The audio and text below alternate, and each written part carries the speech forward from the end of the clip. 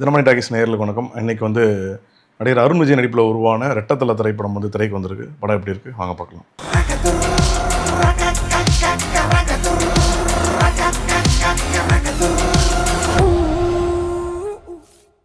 ரெட்டத்தல படத்தோட டைட்டிலுக்கு ஏற்ற மாதிரியே இந்த படத்தில் 2 டூயல் ரோல், அதாவது டூயல் ரோல் பண்ணுறாரு அருண் விஜய்.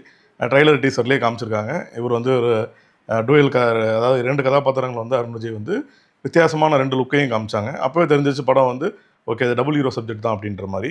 படம் நம்ம ஆரம்ப காட்சிகளில் படம் பார்க்கும்போது இந்த படத்தோட கதை என்னவா இருக்குன்னா, நடிகர் அருண் விஜயும் சித்தி இத்னானியும் சின்ன வயசுலேருந்தே அவங்க ரொம்ப குழந்தையிலேருந்தே அவங்களுக்கு ஒருத்தர் தெரியும்.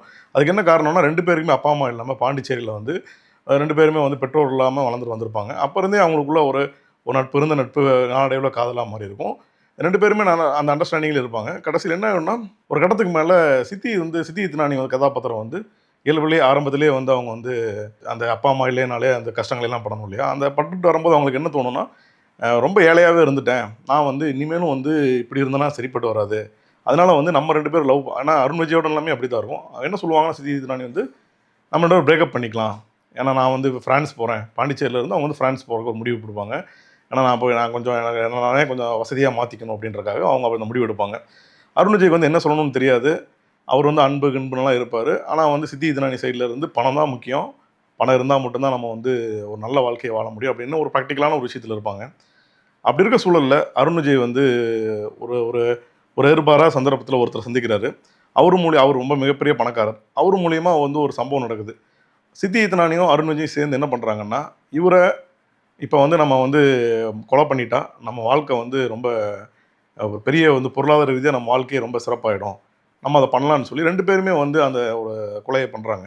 அப்படி பண்ணும்போது அவங்க வேற ஒரு சிக்கல்லையும் சந்திக்கிறாங்க. அந்த சிக்கல் என்ன? 2வது கதாபாத்திரம், அதாவது 2 டபுள் ஆக்டில் நடித்த அருண் விஜய், இன்னொரு அருண் விஜய் யார்? இந்த கதை தான் ரெட்டத்தலை. இயக்குனர் கிரீஷ் திருக்குமரன் அவர் இந்த மான் கராத்தே, கெத்து இந்த படங்களை இயக்குன இயக்குனர். கிட்டத்தட்ட ஒரு 9 வருஷம் கேப் கழிச்சு இந்த படத்தில் வந்திருக்காரு. இந்த படத்து மூலிமா அருண் விஜய் வச்சு படமே ரொம்ப வருஷமாக, போன வருஷத்துலேருந்து இது எடுக்கப்பட்டு டீசர் ட்ரெய்லர்லாம் நமக்கு ஒரு மாதிரியான, சரி பழைய கிறிஸ் திருக்குமரன் இருந்த மான் கராத்தில் இருந்த ஒரு ஃப்ளேவர் இருக்கும். இந்த படம் ஒரு ஆக்ஷனாகவும், சேம் டைம் ஒரு சம்திங் ஒரு மேக்கிங்காகவே கொஞ்சம் ரொம்ப நல்லாயிருக்கும் அப்படின்னு ரொம்ப எதிர்பார்ப்பில் அந்த படத்தை கிரியேட் பண்ணிச்சு. பட் இந்த படத்தை திரையரங்களை பார்க்கும்போது என்ன தோணுச்சுன்னா, இந்த படம் எந்த ஒரு அழுத்தமான கதையும் திரைக்கதையும் இல்லாமல் வெறுமனே சாதாரணமாக வந்த மாதிரி தான் இருக்குது.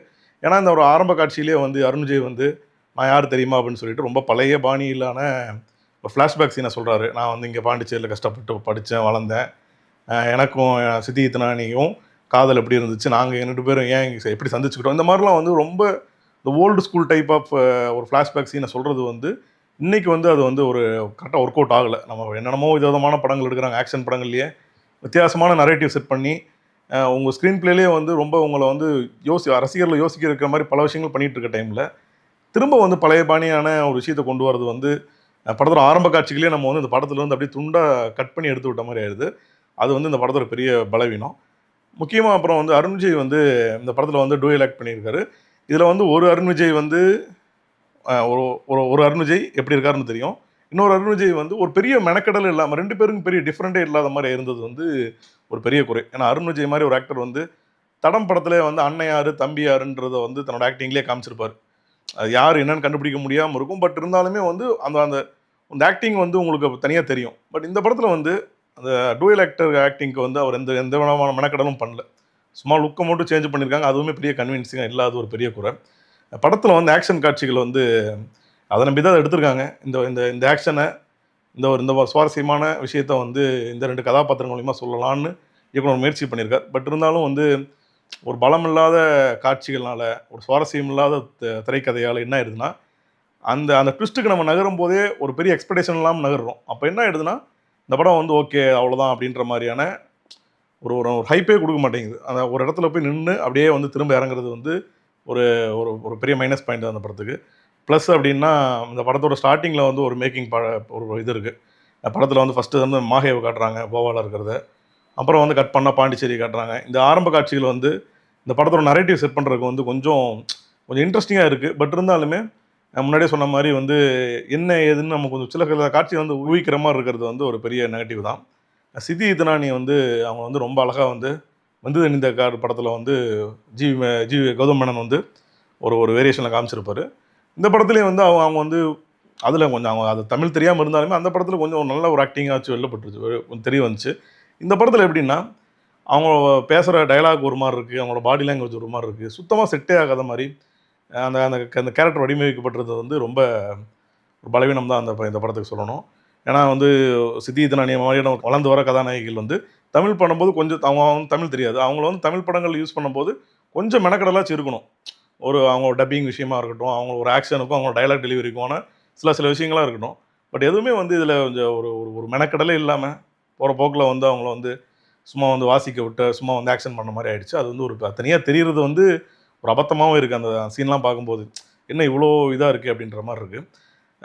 ஒரே ஒரு ஆறுதல், பெரிய ஆறுதல்னு சொல்லணும்னா அருண் விஜய் தான். அவரோட ஸ்க்ரீன் ப்ரெசன்ஸ் வந்து ரொம்ப பிரமாதமாக இருக்குது. அவர் வந்து அவர் வந்து வேறு படங்களில் வில்லனாகவும் இல்லை வந்து ஒரு மாதிரியான ஒரு அரகண்டான ஹீரோலேயே வந்து நிறைய ஆக்ஷன் படங்கள்லாம் அவர் பண்ணிட்டார். இந்த படமும் வந்து கொஞ்சம் வித்தியாசமாக இருக்கணுன்றக்காட்டி கதையை சூஸ் பண்ணியிருக்காரு என்னவோ. பட் இருந்தாலும் அது வந்து அந்த கண்டென்ட் வந்து சரியாக டெலிவரி ஆகாமல் போயிடுச்சு. பட் இருந்தாலும் அருண் விஜயோட ஸ்க்ரீன் ப்ரெசன்ஸ் வந்து நல்லா இருக்குது. அவர் வந்து கொஞ்சம் கதையில் கொஞ்சம் கவனம் செலுத்தினார்னா இன்னும் சிறப்பான படங்கள் வந்து அவரால் கொடுக்க முடியும். அது மட்டும் அவரோட கெரியரில் வந்து ஏதாவது ஒரு நல்ல படம் கொடுத்துட்டு திரும்ப ஒரு 2 படம் வந்து தேவையில்லாத படங்களில் போய் மாட்டிக்கிறாரு. பட் அப்படி இல்லாமல் ஏன்னா இப்போ கொஞ்சம் ஒரு மாதிரி ப்ரைம் டைமில் இருக்கார். ஒரு ஆக்டிங்காகவும் அவரோட ஸ்க்ரீன் ப்ரெசன்ஸாகவும் ஒரு நல்ல டைம். அதனால வந்து அவர் சூஸ் பண்ணுற கதைகளை கொஞ்சம் மாற்றணும். கொஞ்சம் மெனக்கடல் கொஞ்சம் அதிகமாக இருந்ததுன்னா கண்டிப்பாக வந்து அவருக்கு ஒரு எண்ணெய் எறிந்தால் எப்படி ஒரு பிரேக் த்ரூ இருந்துச்சோ அந்த மாதிரியான ஒரு திரும்ப வந்து அந்த மாதிரியான ட்ராக்கில் அவரால் வர முடியும். அது ஸ்க்ரீனில் பார்த்தா தெரியுது. இயக்குனர் கிறிஸ் திருக்குமரன் வந்து அவரோட ஏஆர் முருகதாஸ் போன்ற இயக்குனர் உதவியாளராக இருந்து பல படங்களுக்கு எழுதவும் செஞ்சுருக்காரு. இந்த படத்துலேயும் வந்து ரெட்டத்தலையிலையும் வந்து கதை விவாத குழுன்னு சொல்லி ஒரு 5-6 பேர் போட்டிருக்காங்க. பட் இருந்தாலுமே வந்து ஒரு காட்சி கூட இல்லை ஒரு ட்விஸ்ட்டு கூட ரொம்ப சுவாரஸ்யம் ஆகா அப்படின்னு சொல்கிற மாதிரி எதுவுமே இல்லாதது வந்து அந்த கதை விவாத குழுவே கேள்வி கேட்குற மாதிரி ஆயிடுச்சு. ஏன் வந்து இவ்வளோ வந்து ஒரு ஒரு ஒரு கதையை சொல்ல வரோம், இன்றைக்கி வந்து என்னென்ன வெப் சீரிஸ் பண்ணிகிட்ருக்காங்க, ஸ்டோரியாக வந்து உலகளவில் நம்ம போனோம்னாலும் சரி, சவுத் இந்தியாவிலேயே நிறைய வந்து crime thriller, suspense thriller, action திரைப்படங்கள் எப்படி பண்ணிகிட்ருக்காங்கன்னு ஒவ்வொருத்தரும் ஒவ்வொரு விதமாக பண்ணிகிட்ருக்காங்க. பட் அப்படி இருக்க சுச்சுவேஷனில் வந்து நீங்கள் ஒரு ஸ்டோரி எழுதணுன்னா அது எவ்வளோ கவனமாக எழுதணுன்றதை வந்து இந்த படத்தில் வந்து கிறிஸ் திருக்குமரன் வந்து கொஞ்சம் யோசிச்சிருக்கலாம். அது யோசிச்சு பண்ணியிருந்தா மேபி இந்த படம் வந்து ஒரு நல்ல படமே வந்திருக்க வாய்ப்பு இருக்குது. பட் அவங்க வந்து ஒரு ஆக்ஷன் படம் கொடுக்கணுன்றக்காக லாஜிக்கே இல்லாமல் அந்த கமர்ஷியல் தனத்துக்குள்ளே சுத்தமாக வந்து அவங்க அதை பற்றி யோசிக்காமல் விட்டது வந்து ஒரு பெரிய பலவீனமாக மாறிடுச்சு. இசையமைப்பாளர் சாம் சிஎஸோட இசை வந்து இந்த பின்னணி இசை வந்து ஆரம்பத்தில் கொஞ்சம் ஸ்டார்டிங்கில் வந்து ஒரு சஸ்பென்ஸ் ஒரு மூடில் இருக்கும். அப்புறம் வந்து கொஞ்சம் அப்படியே மாறி இந்த ஆக்ஷனுக்கு உண்டான எல்லாமே வந்து கொஞ்சம் கரெக்டாக செட் ஆகிருக்கு. முக்கியமாக வந்து கண்ணம்மான்ற ஒரு பாடல், அந்த பாடல் வந்து நடிகர் தனுஷ் பாடியிருக்காரு.